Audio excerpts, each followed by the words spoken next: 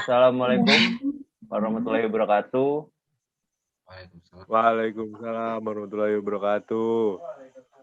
Terima kasih teman-teman yang sudah hadir atau sudah menonton presentasi pada kesempatan kali ini. Izinkan kami dari kelompok 7 menyampaikan teori prasangka dan ketertarikan. Di sini ada Muhammad Nabila, Ahmad Izzuddin, Santika, dan Hadi Suryawan. Yang pertama, prasangka. Prasangka adalah sikap yang negatif terhadap sesuatu, seseorang atau kelompok sosial tertentu. Dengan kata lain, seseorang bisa terhadap kelompok sosial tertentu cenderung menilai anggotanya dengan cara yang sama atau negatif. Hanya karena mereka adalah anggota kelompok tersebut, relevan dan perilaku pribadi mereka memainkan peran kecil. Mereka atau suka dan tidak suka hanya karena mereka termasuk dalam kelompok tertentu. Selanjutnya, Ketertarikan interpersonal adalah sikap seseorang mengenai orang lain, di mana ketertarikan meliputi evaluasi sepanjang suatu dimensi yang berkisar dari sangat suka hingga sangat tidak suka. Ketertarikan interpersonal mengacu pada perasaan-perasaan positif terhadap orang lain. Ahli-ahli psikologi menggunakan istilah ini untuk mencakup berbagai pengalaman, termasuk rasa menyukai, pertemanan, kekaguman, ketertarikan seksual, dan cinta. Lalu, teori prasangka. Teori belajar sosial merupakan salah satu teori dalam belajar. Teori ini dikemukakan oleh Bandura yang berpendapat bahwa belajar itu terjadi melalui model atau contoh. Prasangka seperti halnya sikap, merupakan hal yang terbentuk melalui proses belajar. Attitude-attitude yang dimiliki manusia tidaklah dibawa sejak ia dilahirkan, tetapi bermacam attitude itu dipelajari dan terbentuk pada manusia selama perkembangannya.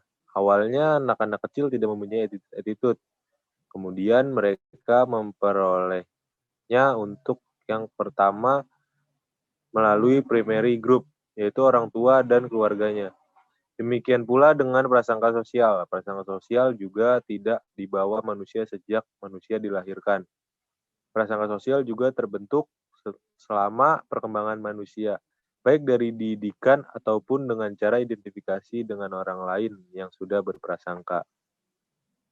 Berikutnya, teori motivasional atau decision making theory. Teori ini memandang prasangka sebagai sesuatu yang dapat memenuhi kebutuhan individu atau kelompok untuk mencapai kesejahteraan atau satisfy.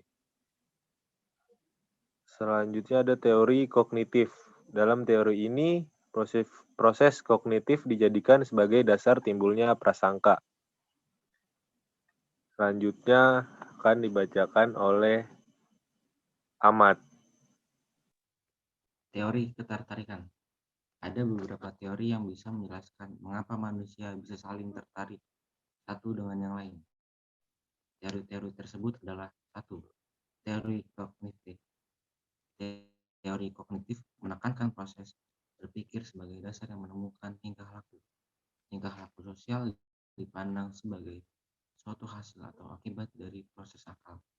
Jika seorang berpikir bahwa orang lain dapat memberikan keseimbangan terhadap apa yang kita cari, maka kemungkinan besar akan menyukainya. Lanjut. Teori penguatan. Teori penguatan berusaha menemukan bagaimana ketertarikan datang untuk pertama kalinya. Dasar teori ini cukup sederhana, yaitu bahwa orang ditarik oleh hadiah dan ditolak oleh hukuman.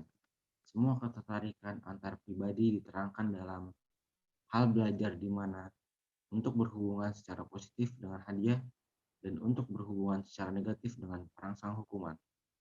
Kita kemudian akan lebih suka menjadi tertarik pada orang-orang yang menghadiahi atau menghargai kita daripada orang-orang yang menghukum kita dengan kritikan atau menghina kita. Lalu ada teori interaksionis. Teori ini dikembangkan di dalam situasi alamiah di mana suatu keputusan selalu dihubungkan pada situasi sosial di mana seorang menemukan dirinya. Teori ini lebih menitik beratkan pada ketertarikan antar pribadi sebagai suatu konsep. Lanjut.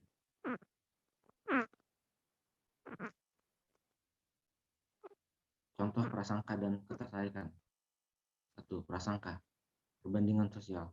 Perbandingan sosial seperti misalnya membandingkan status sosial, status ekonomi, kecantikan, dan karakter.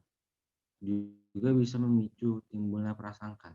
Sebagai contoh yaitu orang yang lebih kaya tapi jarang bergabung dalam kegiatan sosial mungkin akan dinilai sebagai orang yang kikir dan sombong. Prasangka sosial mungkin jelas saja menimbulkan situasi yang lebih negatif lagi. Kemudian contoh lain, stereotip adalah contoh prasangka yang tidak beralasan. Beberapa orang membuat penilaian tertentu berdasarkan stereotip tanpa terlebih dahulu melihat kepribadian orang tersebut.